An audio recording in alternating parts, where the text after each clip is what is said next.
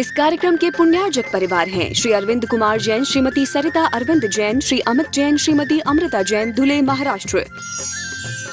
दाहीबेन कस्तूरचंद शाह कडियादरा, श्वेताबेन प्रकाश भाई हर्षी, जैनम बोरीवली, मुंबई।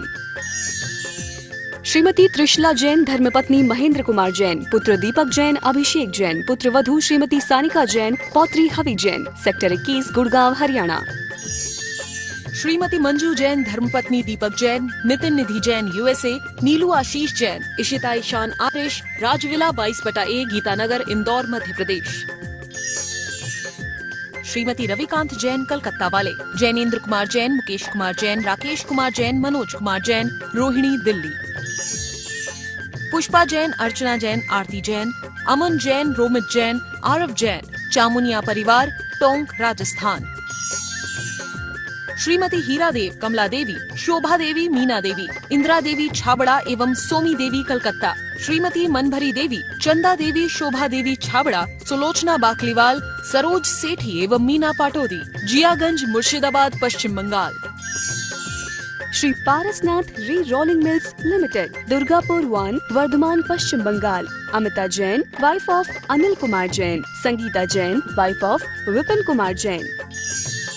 दिवंगत श्री मोहनलाल जी पाटनी, कलकत्ता की पावन स्मृति में सौभाग्यमल राजकुमारी, सुनील संगीता, साहिल प्रज्ञा एवं उत्सव, कलकत्ता। टीकम सुशीला, नवनीत अनामिका, विकास श्वेता एवं सिद्धांत, बेंगलोर। बाबूलाल शकुंतला, कलकत्ता, अरविंद रेणु एवं यशवर्धन, बैंगलोर।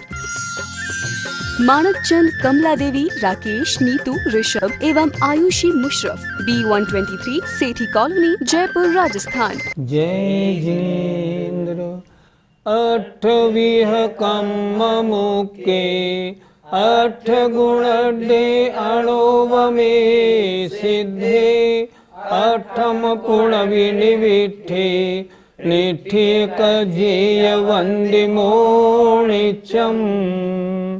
पंच परमेष्ठी भगवान की जय। आचार्य कुंद कुंद के द्वारा रचे गए शास्त्रों में से चुन चुन के गाथाएं निकालकर ये ग्रंथ बनाया गया, कुंद कुंद का कुंदन। बहुत सुंदर ग्रंथ आचार्य कुंद कुंद का अमृत है इसमें। पिछली ज्ञानशाला में आपने देखा था मोक्ष मार्ग क्या है और व्यवहार मोक्ष मार्ग क्या है। अब आज आचार्य बता रहे हैं कि निश्चय मोक्ष मार्ग क्या है। आइए ध्यान दीजिए, गाथा नंबर 4 और किताब का पृष्ठ नंबर भी 4। दंसणान चरितानि सेविदव्वाणि साहुणानि चम, ताण पुण जान पिन्नवि अपाणम सेवणे छदो। आइए एक एक शब्द को देखते हैं। दंसण, दर्शन माने सम्यक दर्शन, णाण ज्ञान, सम्यक ज्ञान, चरितानि सम्यक चारित्र, सम्यक दर्शन, सम्यक ज्ञान, सम्यक चारित्र, अर्थात इन तीनों की एकता, अर्थात व्यवहार मोक्ष मार्ग।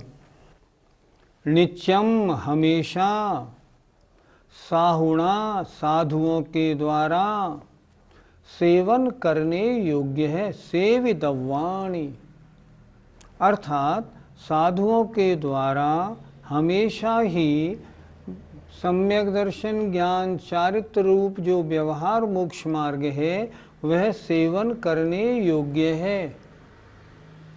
ताण उनको, फिर जानो तीनों को ही, अपाणम आत्मा, चेव आत्मा ही जानो निश्चयन से, अर्थात निश्चयन से इन तीनों को आत्मा ही जानो। जब तक जीव अजीव आश्रव बंध के जानने में लगे रहते हैं तब तक इन पर श्रद्धा करते हैं, जब तक पंच महाभृत समिति गुप्ती का आचरण करते हैं तब तक तो साधुओं को व्यवहार मोक्ष मार्ग होता है। और जब अन्य से हटकर मात्र आत्मा में आ जाते हैं, आत्मा को जानना, आत्मा का ही श्रद्धान और आत्मा में लीन पना रूप आचरण, तो वो होता है निश्चय नय से मोक्ष मार्ग। फिर देखें एक बार, साहुणा साहु साधुओं के द्वारा, मुनि महाराजों के द्वारा, नित्यम नित्य हमेशा सम्यक दर्शन, सम्यक ज्ञान और सम्यक चारित्र ये सेवितवाणी सेवन करने योग्य है। पुण्य और ताणी माने उनको, फिर तीनों को ही अपाणम आत्मा मात्र ही जानो, निश्चय नय से जान माने जानो। निश्चय नय से आत्मा को जानना, आत्मा का श्रद्धान करना, आत्मा में लीन हो जाना, इसका नाम निश्चय मोक्ष मार्ग है। इस प्रकार निश्चय मोक्ष मार्ग क्या है, यह आचार्य ने इस गाथा में समझाया है। दोनों मोक्ष मार्गों में सम्यक दर्शन, सम्यक ज्ञान, सम्यक चारित्र की एकता है। अब अंतर क्या है, पहले हम ये समझें व्यवहारने और निश्चयने में अंतर क्या होता है। जब अन्य द्रव्य की अपेक्षा वर्णन होता है, अन्य की अपेक्षा वर्णन व्यवहार, और जब निज की अपेक्षा वर्णन होता है तो निश्चय।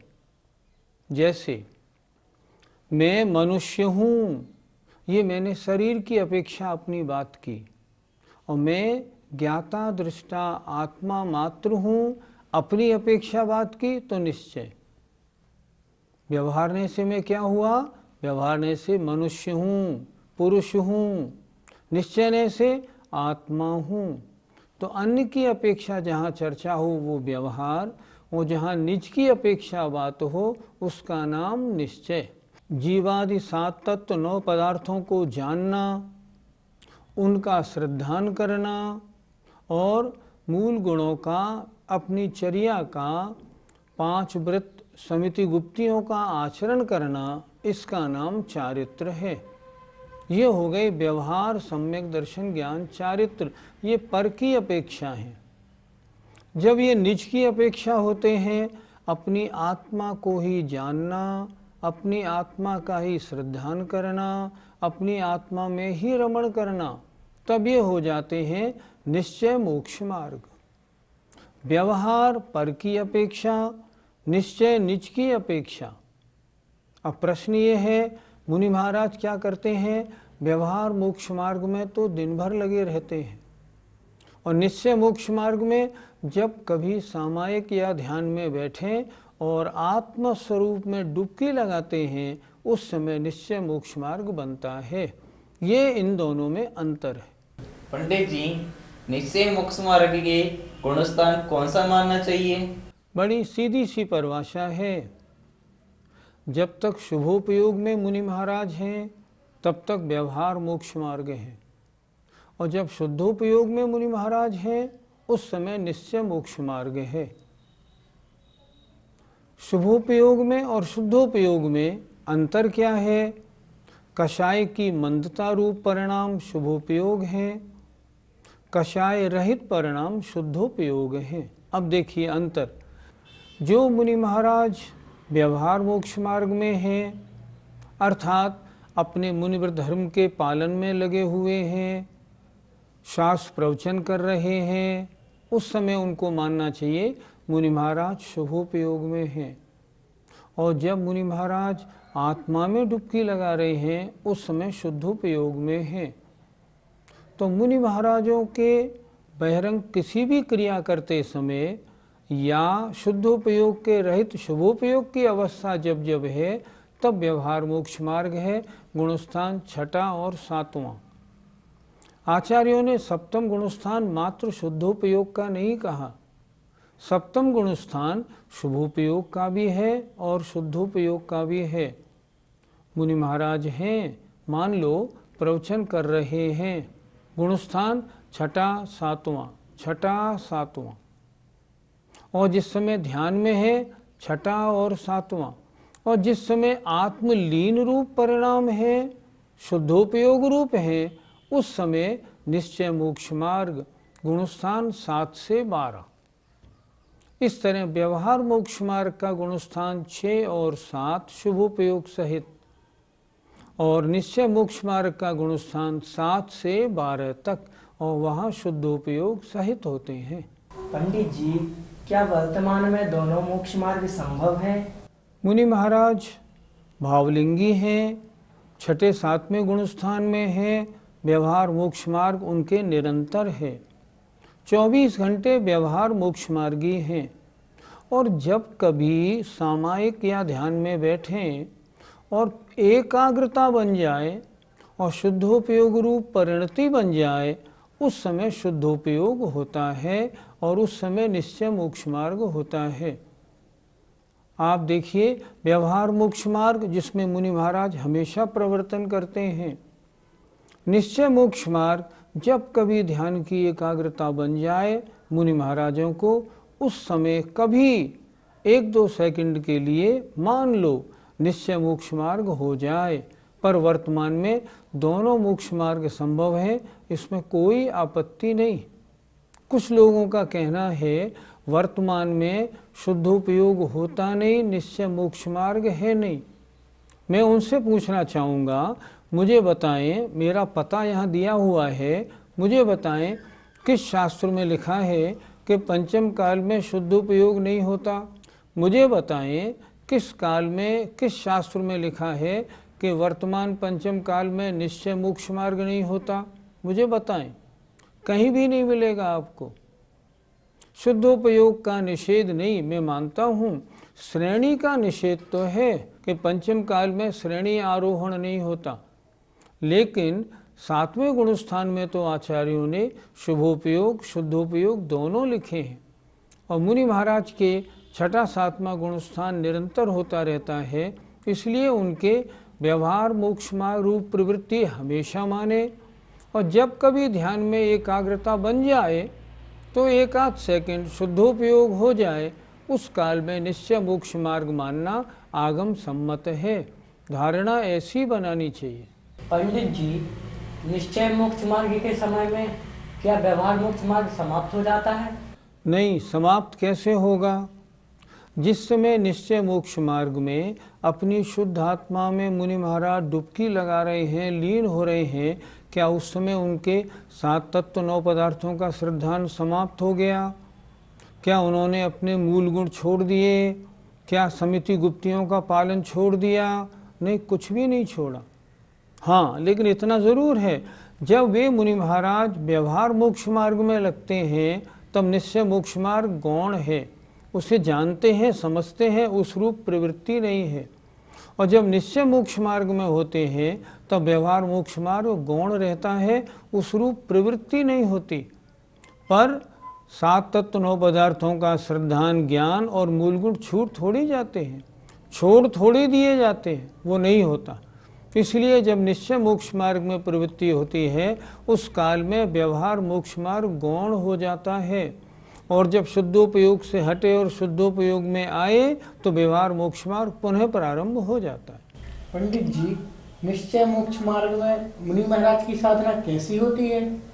प्रवचन करते समय, स्वाध्याय करते हुए या आवश्यकों का पालन करते हुए व्यवहार मोक्ष मार्ग मुनि महाराजों के होता है।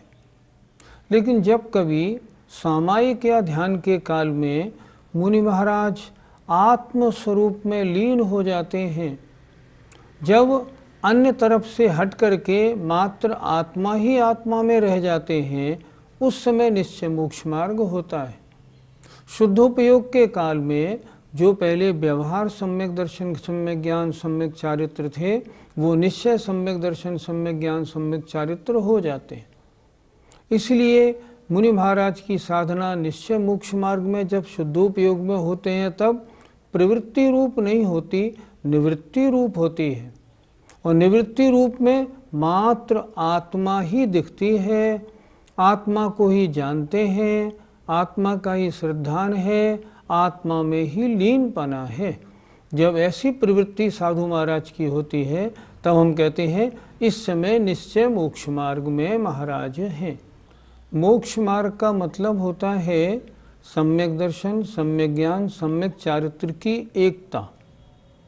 पहले बताया व्यवहार मोक्ष मार्ग क्या है, फिर बताया निश्चय मोक्ष मार्ग क्या है। अब निश्चय मोक्ष मार्ग, व्यवहार मोक्ष मार्ग में जो सम्यक दर्शन ज्ञान चारित्र हैं, उनमें व्यवहार सम्यक दर्शन क्या होता है वह गाथा नंबर 5 में आचार्य बता रहे हैं। देखें, हिंसा रहिए धम्मे 18 दोष भजिए देवे निगंथे पवयणे सदहणम होय सम्मतम। व्यवहार सम्यक दर्शन क्या है? देखें, हिंसा रहिए, हिंसा से रहित, धर्म में, धम्मे 18 माने 18 दोषों से बजिए माने रहित, देव में। क्या हुआ? हिंसा से रहित धर्म में। धर्म कैसा? हिंसा रहित, अहिंसा रूप। और 18 दोषों से रहित देव में। और निगंथे परिग्रह रहित साधु में। और पवयणे प्रवचन में, अर्थात भगवान सर्वज्ञ के उपदेश रूप शास्त्रों में। श्रद्धेणम श्रद्धान होना व्यवहार सम्यक दर्शन है। फिर एक बार देखें क्या कहना चाह रहे हैं आचार्य। सच्चे देव, शास्त्र, गुरु और धर्म में श्रद्धान होने का नाम व्यवहार सम्यक दर्शन है। देखें, हिंसा से रहित धर्म में और 18 दोषों से रहित देव में, निगंथे परिग्रह रहित साधु में, और पवयणे सर्वज्ञ के द्वारा दिए गए उपदेश रूप शास्त्र में। सद्देहणम श्रद्धान करना, सम्मतम होई सम्यक दर्शन होता है। अर्थात व्यवहार सम्यक दर्शन ऐसा होता है। पंडित जी, यह व्यवहार सम्यक दर्शन तो हमको भी हो सकता है? क्यों नहीं हो सकता? और आपने सकना क्यों लगा दिया? श्रवण संस्कृति संस्थान सांगानेर में और आचार्य कुंद का कुंदन पढ़ रहे हो और फिर कह रहे हो सकता है? नहीं, डंके की चोट बोलो, व्यवहार सम्यक दर्शन है। सकता क्यों बोलते हो? सुनो, ये सम्यक दर्शन नारकियों को होता है, त्रियंचों को होता है, मनुष्यों को होता है और देवों को होता है, सबको हो सकता है। अब सोचो, जब नारकियों के हो सकता है तो मुझे क्यों नहीं हो सकता? त्रियंचों के हो सकता है, जानवरों के, तो हम तो इंसान हैं, हमें क्यों नहीं हो सकता? हम तो शास्त्र पढ़ते हैं, गुरुओं को सुनते हैं, रोज देव दर्शन करते हैं। हमने माना साक्षात भगवान के दर्शन नहीं है, जिन बिंब के दर्शन पूजन रोज करते हैं। हमने अपनी चर्या आगम के अनुसार सप्तव्यसन का त्याग, अष्टमूल गुण धारण कर लिए हैं। जब हो गए हैं तो फिर व्यवहार सम्यक दर्शन क्यों नहीं? सब तरफ देखो, हिंसा रहित धर्म में विश्वास है, विश्वास। क्या हिंसा को हम धर्म मानते हैं? नहीं, कभी नहीं मानते। हिंसा धर्म कैसे हो जाएगा? अच्छा, सच्चा देव कैसा होना चाहिए? 18 दोष बजिए, 18 दोषों से रहित जो अरहंत भगवान हैं उनमें विश्वास, श्रद्धान है, पक्का। क्या अन्य देवी देवता को कभी नमस्कार करते हो? कभी नहीं। जब नहीं करते हो फिर क्या दिक्कत आ रही है? अच्छा, किन साधुओं को मानते हो? सिर्फ निर्ग्रंथ साधुओं को मानते हैं, और उनमें भी उनको मानते हैं जिनकी चर्या आगम के अनुसार है। ये भी बात हो गई। सच्चे शास्त्रों को पढ़ते हैं और श्रद्धान करते हैं। क्या श्रद्धान करते हैं? ये सर्वज्ञ के वचन हैं, ये परम सत्य हैं, ये तो सच ही है। जब इतना हो गया तो व्यवहार सम्यक दर्शन क्यों नहीं होगा? हम सबको हो सकता है। 8 वर्ष अंतर्मुहूर्त से ऊपर के जितने भी लोग हैं ना, उन सबके व्यवहार सम्यक दर्शन होने में आपत्ति नहीं। चाहे स्त्री हो, चाहे पुरुष हो, चाहे नपुंसक हो, कोई भी हो। करना क्या पड़ेगा? ऐसा बनना पड़ेगा। ऐसा बने कैसे? अब देखो, हमारे जैन समाज में बहुत सारे लोग ऐसे हैं जो अन्य देवी देवताओं को मस्तक झुकाते हैं। ये सबसे बड़े अफसोस की बात है, सबसे बड़े अफसोस की बात। अन्य और लोग हमारे भगवान को नमोस्तु करने नहीं आते, लेकिन हम इतने अज्ञानी बने हैं। अभी एक जगह हमने शिविर लगाया, हमने देखा गांव का गांव पूरा का पूरा अन्य देवी देवताओं को मानता है। सबके घर में देवी देवता। उनको 10 दिन में खूब समझाया, उनके देवी देवता वहाँ से हटाए। अब आप 18 दोषों से सहित राग रंग में लगे हुए, खाने पीने में जन्म मरण में लगे हुए इन देवी देवताओं को भगवान मानेंगे तो फिर व्यवहार सम्यक दर्शन कैसे होगा? शुरुआत कहाँ से करें? शुरुआत यहाँ से करो। पहले तो आपकी मान्यता सच्चे जनेंद्र भगवान के अलावा अन्य किसी देव देवियों में तो नहीं। क्या आप अन्य देवी देवता को पूजते तो नहीं? आरती तो नहीं उतारते? उनका अर्घ तो नहीं चढ़ाते? अर्घ नहीं चढ़ाते हैं तो समझिए व्यवहार सम्यक दृष्टि बन सकते हैं, और अर्घ चढ़ाते हैं तो मिथ्या दृष्टि है। अनंत काल हो गया मिथ्या दर्शन में, आज भी उसी में डूबे पड़े। आचार्य कुंद महाराज कह रहे हैं 18 दोषों से रहित सच्चे देव में श्रद्धान बनाओ और हिंसा रहिए। हम में धर्म कैसा होता है? हिंसा रहित। अगर धर्म हो और हिंसा की बात हो, नहीं, धर्म इसमें नहीं होता। साधु कैसा होना चाहिए? हमने देखा हमारे बहुत से जैनी अन्य साधुओं के पास जाते हैं। हमने देखा हमारे समाज के बड़ी बड़ी महिला पुरुष सामने बैठे रहते हैं और टीवी पर अन्य साधुओं के प्रवचन सुनते हैं, बड़े प्रसन्न होते हैं। देखो तो क्या अच्छा प्रवचन दे रहे हैं। प्रवचन नहीं दे रहे, इनमें श्रद्धा नहीं बनानी। अगर श्रद्धा बनाएंगे तो व्यवहार सम्यक दर्शन भी नहीं होगा। सच्चे शास्त्र और सच्चे गुरु, उनमें श्रद्धा बनानी है। हम में से कुछ लोग ऐसे हैं जो शिथिलाचारी साधुओं के साथ जुड़े हुए हैं। क्यों जुड़े हुए हैं? क्योंकि वे अपना कुछ स्वार्थ पूरा करने में लगे हैं। महाराज ऐसा कोई मंत्र दे दो मेरा पैसा बढ़ जाए, महाराज ऐसा कोई मंत्र दे दो जो मेरे लड़कियां हो रही हैं लड़के पैदा हो जाएं, मेरी बेटी की शादी हो जाए। शिथिलाचारी साधु के पास जाने का क्या काम? आपका मन क्या है? अगर आप सम्यक दृष्टि, व्यवहार सम्यक दृष्टि बनना चाहते हैं, आप अपना गुणस्थान पहले से चौथा करना चाहते हैं, 4 बातें शुरू करनी है। क्या बात शुरू करनी है? सच्चा देव, 18 दोषों से रहित, वीतराग, सर्वज्ञ हितोपदेशी, मैं इन्हीं को मस्तक नवाऊंगा। हिंसा में धर्म कभी नहीं मानूंगा। तीसरी बात, निर्ग्रंथ साधु जिनके मूल गुणों का पालन है उनकी ही वंदना करूंगा। और सच्चे शास्त्र जो मुनि महाराजों के आगम लिखे हुए हैं उनको अच्छी तरह पढ़ूंगा और श्रद्धान करूंगा।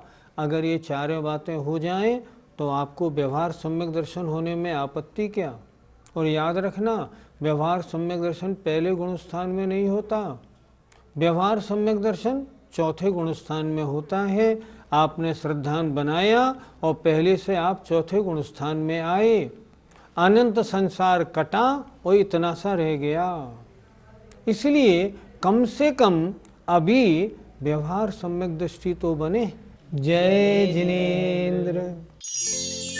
इस कार्यक्रम के पुण्यार्जक परिवार हैं श्री अरविंद कुमार जैन, श्रीमती सरिता अरविंद जैन, श्री अमित जैन, श्रीमती अमृता जैन, धुले, महाराष्ट्र। दाहीबेन कस्तूरचंद शाह, कडियादरा। श्वेताबेन प्रकाश भाई हर्षी, जैनम, बोरीवली, मुंबई। श्रीमती त्रिशला जैन, धर्मपत्नी महेंद्र कुमार जैन, पुत्र दीपक जैन, अभिषेक जैन, पुत्र वधू श्रीमती सानिका जैन, पौत्री हवि जैन, सेक्टर 21, गुड़गांव, हरियाणा। श्रीमती मंजू जैन, धर्मपत्नी दीपक जैन, नितिन निधि जैन, यूएसए, नीलू आशीष जैन, इशिता ईशान आतिश, राजविला 22/A, गीतानगर, इंदौर, मध्य प्रदेश। श्रीमती रविकांत जैन कलकत्ता वाले, जैनेन्द्र कुमार जैन, मुकेश कुमार जैन, राकेश कुमार जैन, मनोज कुमार जैन, रोहिणी दिल्ली।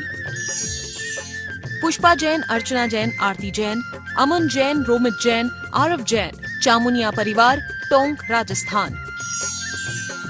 श्रीमती हीरा देव, कमला देवी, शोभा देवी, मीना देवी, इंदिरा देवी छाबड़ा एवं सोमी देवी कलकत्ता। श्रीमती मनभरी देवी, चंदा देवी, शोभा देवी छाबड़ा, सुलोचना बाकलीवाल, सरोज सेठी एवं मीना पाटोदी, जियागंज, मुर्शिदाबाद, पश्चिम Bengal. Shri Parasnath rerolling mills limited, Durgapur 1, Bardhaman, Paschim Bengal. Amita Jain, wife of Anil Kumar Jain. Sangeeta Jain, wife of Vipin Kumar Jain. दिवंगत श्री मोहनलाल जी पाटनी कलकत्ता की पावन स्मृति में सौभाग्यमल राजकुमारी, सुनील संगीता, साहिल प्रज्ञा एवं उत्सव कलकत्ता। टीकम सुशीला, नवनीत अनामिका, विकास श्वेता एवं सिद्धांत बेंगलोर। बाबूलाल शकुंतला कलकत्ता, अरविंद रेणु एवं यशवर्धन बैंगलोर। माणक चंद, कमला देवी, राकेश, नीतू, ऋषभ एवं आयुषी मुशरफ, B123 सेठी कॉलोनी, जयपुर, राजस्थान।